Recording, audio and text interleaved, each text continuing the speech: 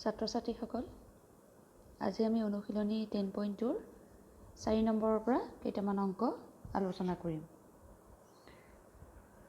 প্ৰথমতে আমি 4 নম্বৰ প্ৰশ্নটো চাইছোঁ। ইতিমধ্যে আমাৰ 1 2 3 প্ৰশ্ন শেষ হৈছে আলোচনা কৰা। 4 নম্বৰ প্ৰশ্নটো চোৱা। প্ৰমাণ কৰা যে বৃত্তৰ ব্যাসৰ মূৰত টনা স্পৰ্শকবোৰ সমান্তৰাল। এতিয়া এই প্ৰশ্নটোত আমাক কি লাগিব?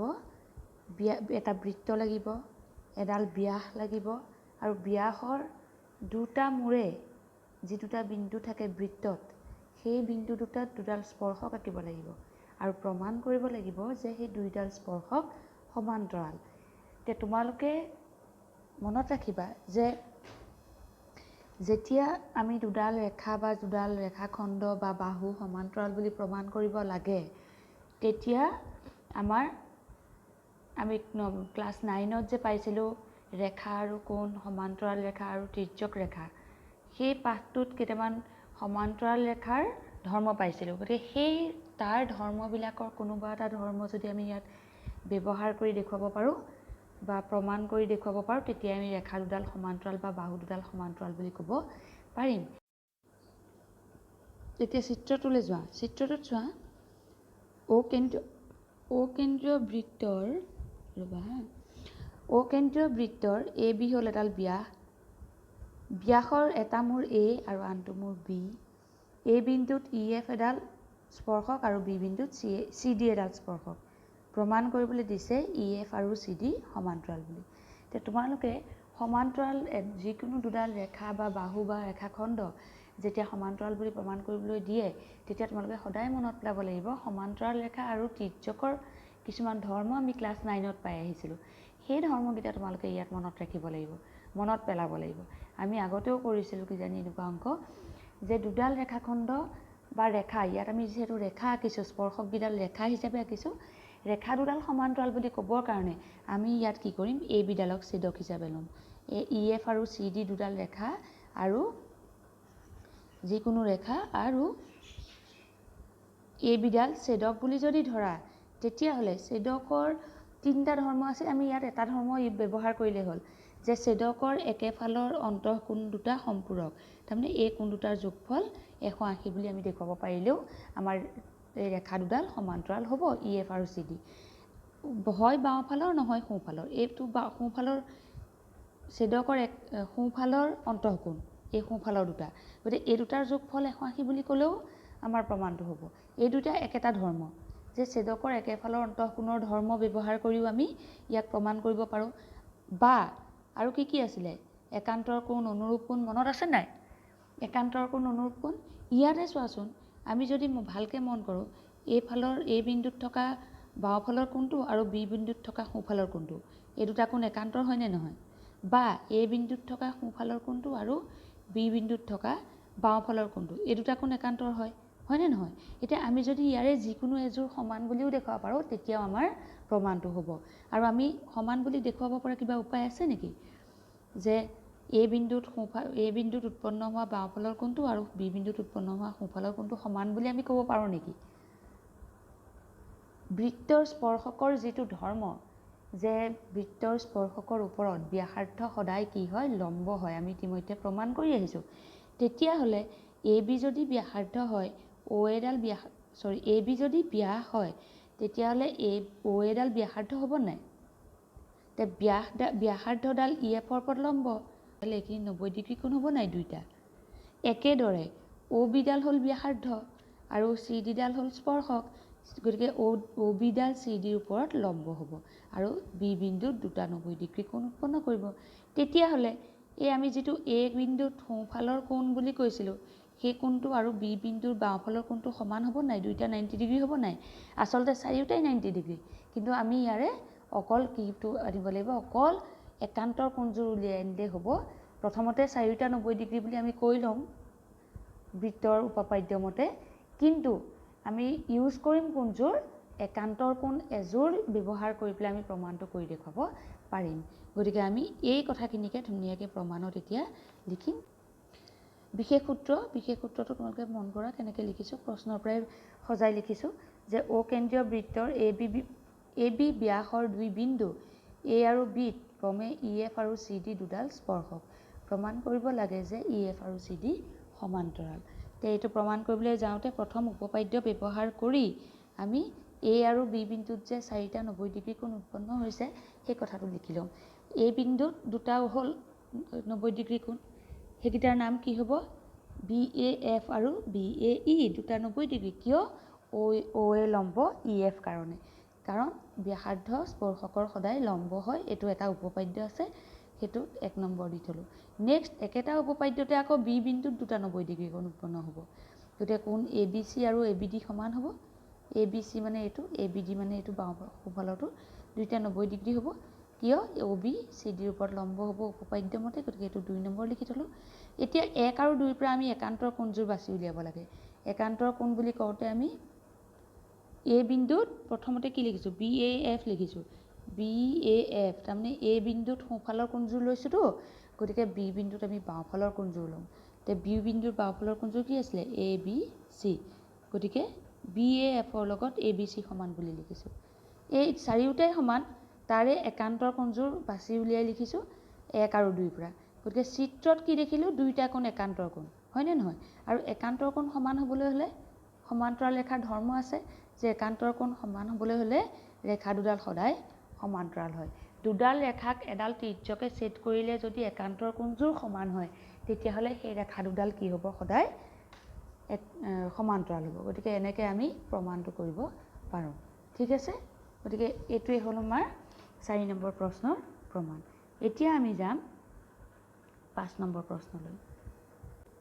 5 নম্বৰ প্ৰশ্নটো চোৱা। প্ৰমাণ কৰা যে বৃত্তৰ স্পৰ্শকৰ স্পৰ্শবিন্দুত টনা লম্বডাল কেন্দ্ৰৰ মাজেৰে যায়।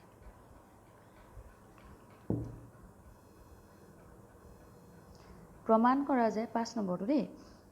প্ৰমাণ কৰা যে বৃত্তৰ স্পৰ্শকৰ স্পৰ্শবিন্দুত টনা লম্বডাল কেন্দ্ৰৰ মাজেৰে যায়। মানে আমাৰ এটা বৃত্ত লাগিব, এডাল স্পৰ্শক লাগিব। স্পৰ্শকৰ স্পৰ্শবিন্দুৰ পৰা এডাল আমি লম্ব টানিব লাগে, সেইডাল কেন্দ্ৰৰ মাজেৰে যায় বুলি প্ৰমাণ কৰিব লাগে। গতিকে আমি এই অংকটো আকৌ লজিকেলি প্ৰমাণ কৰিব লাগিব। আমি প্ৰথম ধৰি ল'ব লাগিব যে স্পৰ্শবিন্দুত টনা লম্বডাল কেন্দ্ৰৰ মাজেৰে নাযায়, বেলেগ এটা বিন্দুৰ মাজেদি যাব। এই বেলেগ এটা বিন্দুৱেদি যায় বুলি ধৰি লৈ ইয়াত এটা অংকন আছে এক্সট্ৰা। গতিকে সেই কামখিনি আমি ষ্টেপ বাই ষ্টেপ এতিয়া কৰিবলৈ আৰম্ভ কৰিম।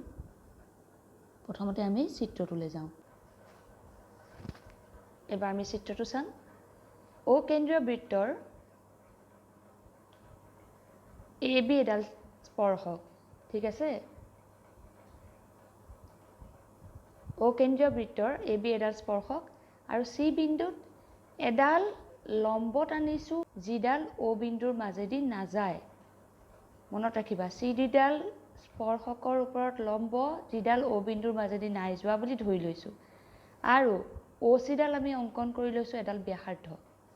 অ চি ব্যাসাৰ্ধ আঁকি লৈছোঁ, এইটো অংকনত আহিব। তোমালোকে আকৌতে ভালকৈ মন কৰিবা কথাটো, এইডাল ডট লাইন দিবা। অ চিডাল ডট লাইনত আহিব আৰু ডি চিডালহে ফুল লাইনত আহিব, সম্পূৰ্ণ লাইন। গতিকে এই অ চিডাল হ'ল ব্যাসাৰ্ধ, আমি এক্সট্ৰাকৈ আঁকি লৈছোঁ। চি ডিডাল এ বিৰ ওপৰত লম্ব যিডাল অ বিন্দুৰ মাজেদি নাযায় বুলি আমি ধৰি লৈ আঁকিছোঁ। গতিকে এতিয়া আমি প্ৰমাণটোলৈ যাম। প্ৰথম বিশেষ সূত্ৰ কি লিখিছোঁ? অকেন্দ্ৰীয় বৃত্তৰ চি বিন্দুত এ বি এডাল স্পৰ্শক আৰু ডি চি লম্ব এ বি। প্ৰমাণ কৰিব লাগে যে ডি চি লম্বডাল অ বিন্দুৰ মাজেৰে যায়। ডি চিডাল এ বি লম্ব বুলি আমাক প্ৰশ্নটোত কৈ দিছে, কিন্তু প্ৰমাণ কৰিবলৈ দিছে এই ডি চি লম্বডাল অ বিন্দুৰ মাজেদি যায়। গতিকে আমি প্ৰথম অংকনত অ চি ব্যাসাৰ্ধ আঁকি ল'ম। দেখিছেনে অংকন? তাৰপিছত প্ৰমাণত ধৰা হ'ল ডি চি লম্বডাল অ বিন্দুৰ মাজেৰে নাযায়। অ বিন্দুৰ মাজেৰে নাযায় বুলি আমি ধৰি ল'লোঁ ডি চিডাল।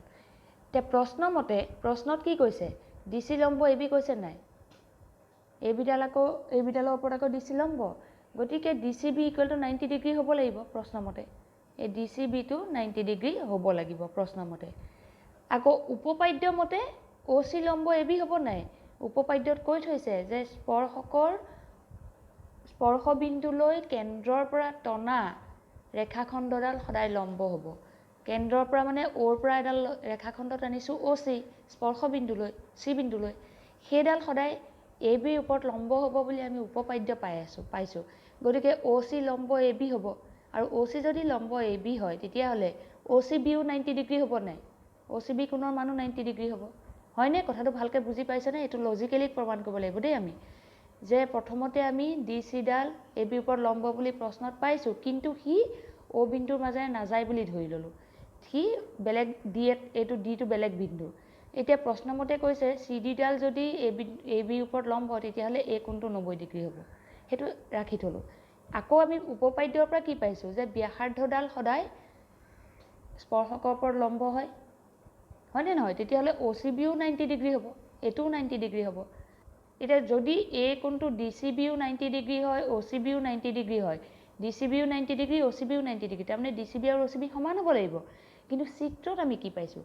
DCBটো দেখোন OCBতকৈ সৰু, হয়নে নহয়? DCB OCBতকৈ সৰু নহয় জানো চিত্ৰত?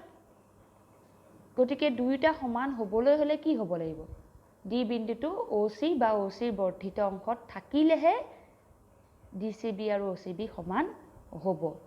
আমাক যিটো প্ৰশ্নত দিছে যে DC লম্ব AB হ'বলৈ হ'লে এটা 90 ডিগ্ৰী কোণ পাম, আকৌ ব্যাসাৰ্ধ আৰু স্পৰ্শকেও 90 ডিগ্ৰী কোণ উৎপন্ন কৰে।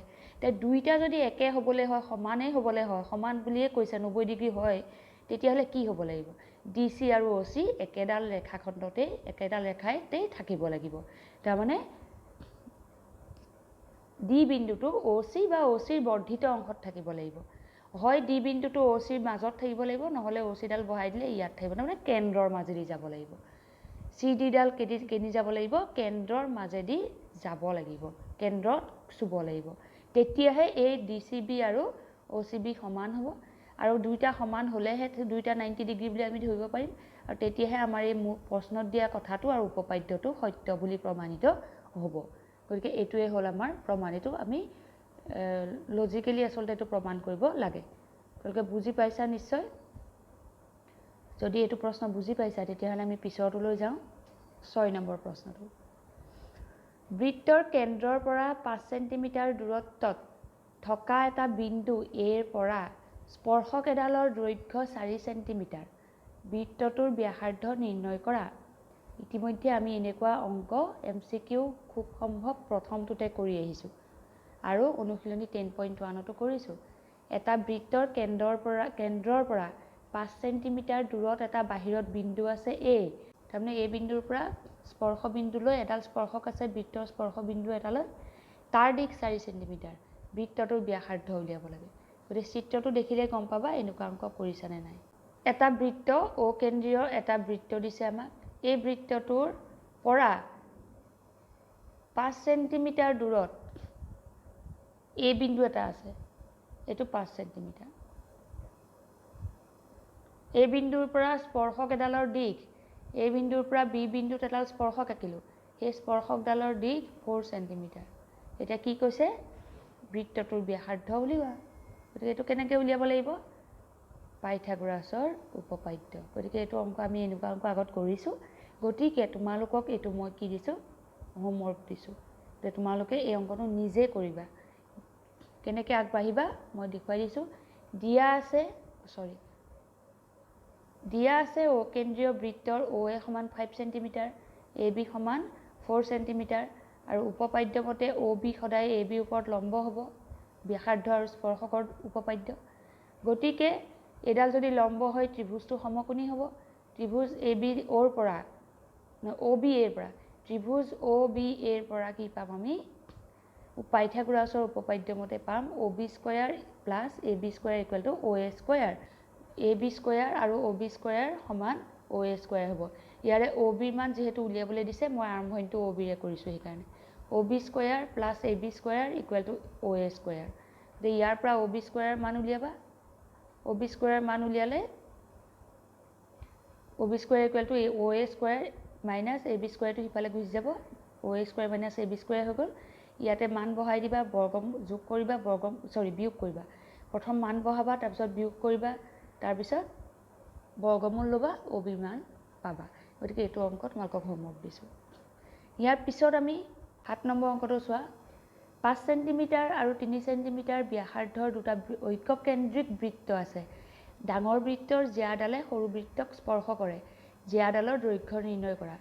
ঐক্যকেন্দ্ৰিক বৃত্ত এটা নতুন শব্দ, আগতেও পাইছা নিশ্চয়, কিন্তু ব্যৱহাৰ বহুত দিন হোৱা নাই।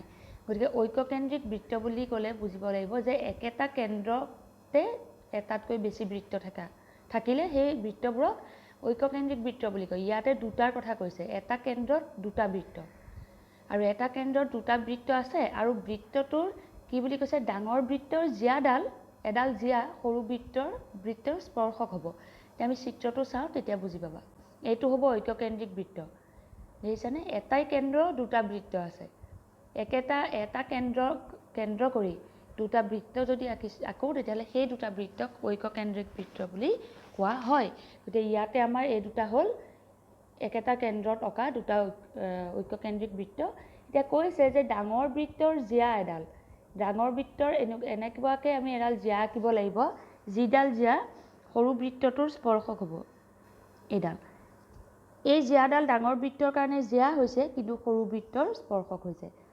এইটো হ'ব সৰু বৃত্তৰ ব্যাসাৰ্ধ, আৰু ডাঙৰ বৃত্তৰ ব্যাসাৰ্ধ বুলি ক'লে এইটো হ'ব। দেখিছানে? চিত্ৰটোৰ কথাখিনি ভালকৈ মিলাই পেলাই যদি আমি আঁকিব জানো, তেতিয়াহ'লে চিত্ৰটোত আমাৰ পাইথাগোৰাছৰ উপপাদ্য ব্যৱহাৰ কৰিব পৰাকৈ এটা সমকোণী ত্ৰিভুজ আমি পাই যাম।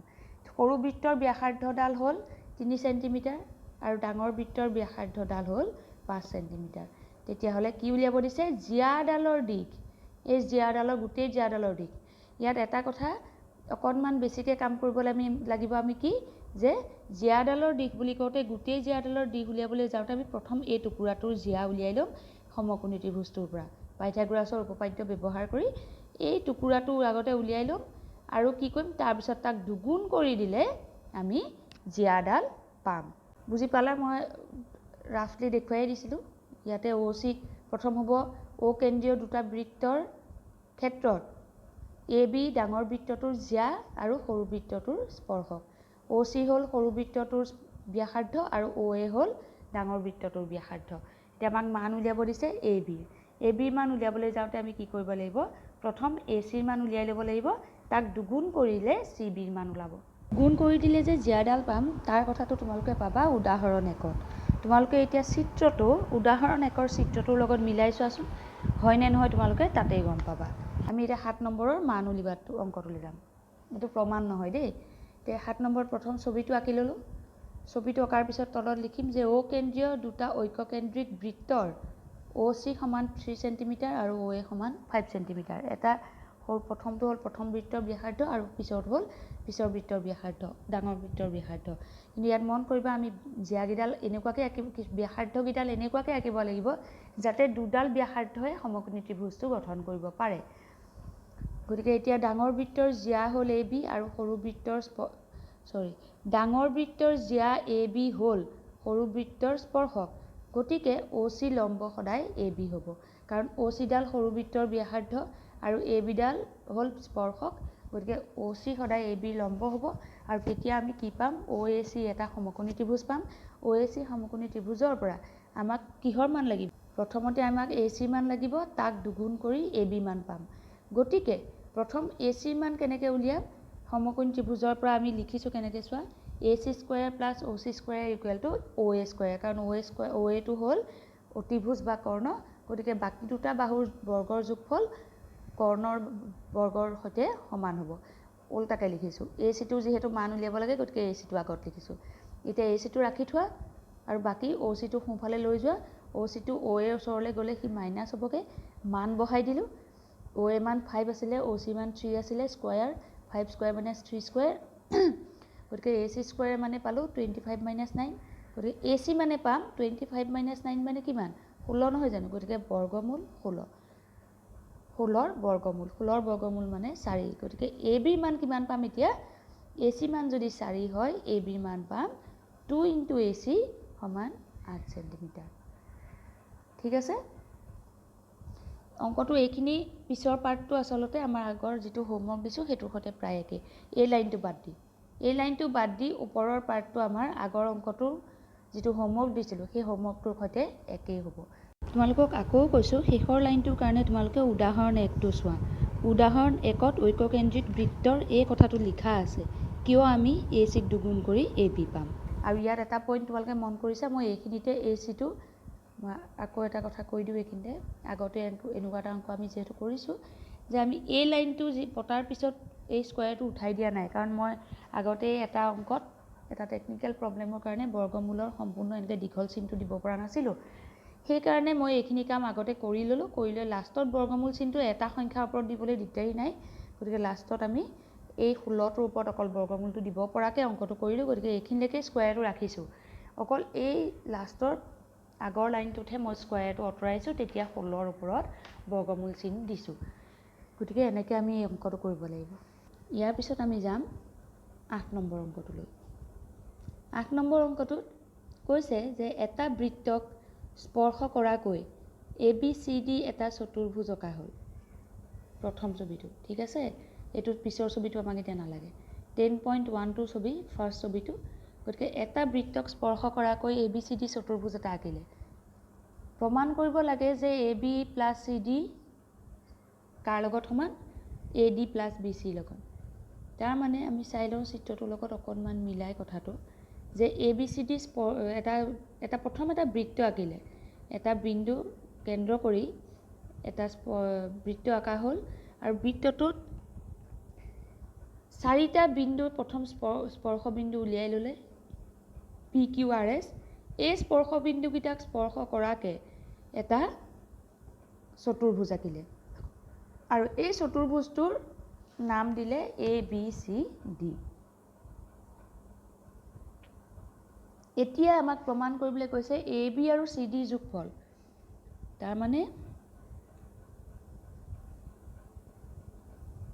AB CD যোগফল AD আৰু BC যোগফলৰ সৈতে সমান। তাৰমানে বিপৰীত বাহুৰ যোগফলবিলাক সমান বুলি প্ৰমাণ কৰিব লাগে। তো এইটো প্ৰমাণ কৰিবলৈ যাওঁতে আমি কি কৰিম, প্ৰথম চিত্ৰটোলৈ যাওঁ। এইটো হ'ল চিত্ৰ, প্ৰথম চিত্ৰটোকে আমি বুজি লওঁ। চাবা এটা ইয়াতে বিশেষ একো কথা নাই, অকণমান মিলাব পাৰিলেই হ'ল। প্ৰথম আমি এই বিন্দুৰ পৰা ষ্টাৰ্ট কৰিম। এই বৃত্তটোৰ ক্ষেত্ৰত A এটা বহিঃবিন্দু হয়নে নহয়? তো এই বিন্দুৰ পৰা দুডাল স্পৰ্শক AP আৰু AS সমান হ'বনে উপপাদ্য মতে? আমাৰ বৃত্তৰ স্পৰ্শকৰ দ্বিতীয় উপপাদ্যটো কি আছিল, যে বৃত্তৰ বহিঃবিন্দুৰ পৰা বৃত্তলৈ টনা স্পৰ্শকবোৰৰ দৈৰ্ঘ্য সমান হয়। গতিকে A বিন্দুৰ পৰা টনা এই স্পৰ্শক দুডাল সমান হ'ল। B বিন্দুৰ পৰা টনা BQ আৰু BP সমান হ'ব 2 নম্বৰত, হ'লে 3 নম্বৰত C বিন্দুৰ পৰা টনা CQ আৰু CR সমান হ'ব। D বিন্দুৰ পৰা টনা DS আৰু DR সমান হ'ব। চাৰিওটা যেতিয়া যোগ কৰি দিবা তেতিয়া কি হ'ব, AP লগত BP ওচৰ চাপিব, DB লগত DR লগত CR ওচৰ চাপিব। গতিকে এনেকৈ আমি পিছৰখিনি মিলাই পেলাই লিখিলে আমাৰ প্ৰমাণটো হ'ব। চিত্ৰটোত বেছিকৈ বুজাবলৈ গ'লে তোমালোকৰ অকণমান খেলি মেলি লাগিব, সেইকাৰণে মই ডাইৰেক্ট প্ৰমাণটোলৈ যাওঁ। প্ৰমাণটোত তোমালোকক মই বুজাই যাম, খুবেই সহজ এইটো, খালি এটা মাত্ৰ পইণ্ট আমি ভালকৈ মন কৰিলেই হৈ যাব। এতিয়া চাবা বিশেষ সূত্ৰ, অকেন্দ্ৰীয় বৃত্তৰ, এইখিনি একেই কথা, অকেন্দ্ৰীয় বৃত্তৰ ABCD চতুৰ্ভুজটোৰ চাৰিওটা বাহু ক্ৰমে PQ আৰু R আৰু S বিন্দুত স্পৰ্শ কৰি আছে। বৃত্তটোৱে প্ৰমাণ কৰিব লাগে যে AB + CD = AD + BC হ'ল। এতিয়া আমি স্পৰ্শকৰ উপপাদ্য মতে প্ৰমাণলৈ যাম। প্ৰথমতে মই কোৱা কথাকেইটা এইকেইটা তোমালোকে বুজি পাবাই। A বিন্দুত AP সমান AS সমান হয় না, AP আৰু AS সমান হ'ব। ভালকৈ মন কৰিবা চিত্ৰটোত দেই। B বিন্দুত BP আৰু BQ সমান হ'ব। এইখিনিলৈকে ঠিকে আছে। এই C বিন্দুৰ পৰা C বিন্দুত অকণমান বেলেগকৈ লিখিছোঁ চাবা, AP AS, APৰ ওচৰতে BP আহিব পৰাকৈ আমি APৰ পিছত BP লিখিলোঁ, ঠিক আছে। নেক্সট লাইনটো কিন্তু CQ নিলিখোঁ, কাৰণ AP আৰু BP জইন কৰিলে যেতিয়া AB হ'ব। ভালকৈ মন কৰিবা, এইখিনিত এই পইণ্টটোৱেই মূল ইম্পৰ্টেণ্ট। যেতিয়া আমি এই দুটা পইণ্ট লিখিম, এই দুটা পইণ্টৰ বাওঁফালে AP BP আছে নাই, AP BP যোগ কৰি দিলে কি হ'ব, AB পাই যাম নাই আমি? যাম।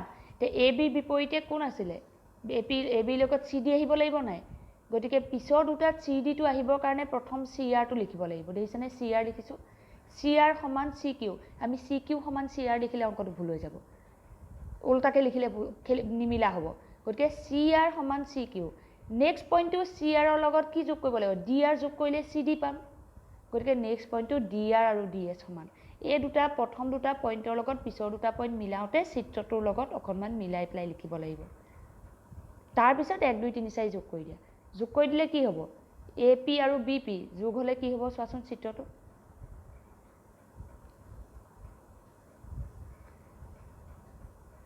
এ পি বি পি আমি 1 আৰু 1 2 3 4 যোগ কৰাৰ কথাটো বুজি পাইছা নাই গোটেই বাওঁফালৰকেইটা যোগ কৰি বাওঁফালে পাতিলোঁ ভালকৈ মন কৰা A P B P C R D R হয়নে আৰু সোঁফালৰকেইটা যোগ কৰি সোঁফালে পাতিলোঁ A S B Q C Q D S হয়নে এইখিনি সোঁফালে পাতিলোঁ এতিয়া আমি বাওঁফালৰ প্ৰথম দুটা লগ লগাই চিত্ৰটোত চোৱা এ পি আৰু বি পি যোগ কৰিলে কিমান হ'ব এ পি আৰু বি পি এ বি হৈ যাব তাৰপিছত চি আৰ আৰু ডি আৰ যোগ কৰিলে কিমান হ'ব চি আৰ ডি আৰ যোগ কৰিলে কি হ'ব চি ডি হৈ যাব বাওঁফাল মিলিল সোঁফালে ডাইৰেক্ট নিমিলে এ এছৰ লগত বি কিউ নিমিলে চোৱাচোন এ এছ আছে ইয়াত আৰু বি কিউ আছেগৈ ইয়াত গতিকে আমি কি কৰিব লাগিব এ এছৰ ওচৰলৈ ডি এছটো আনিব লাগিব তে এ এছ আৰু ডি এছ একেলগে লিখিলোঁ বি কিউ আৰু চি কিউ একেলগে লিখিলোঁ চিত্ৰৰ পৰা মিলাম এতিয়া চিত্ৰৰ পৰা পইণ্টটো এই লাইনটোৰ কাৰণে এই লাইনটো চিত্ৰৰ পৰা পাইছোঁ আৰু এই লাইনটো আমি অকল সজাইছোঁ অগা পিছা কৰিছোঁ এতিয়া কি কৰিম বাওঁফালটো একে থাকিব সোঁফালে এ এছ আৰু ডি এছ লগ লাগিলে কিমান হ'ব চোৱা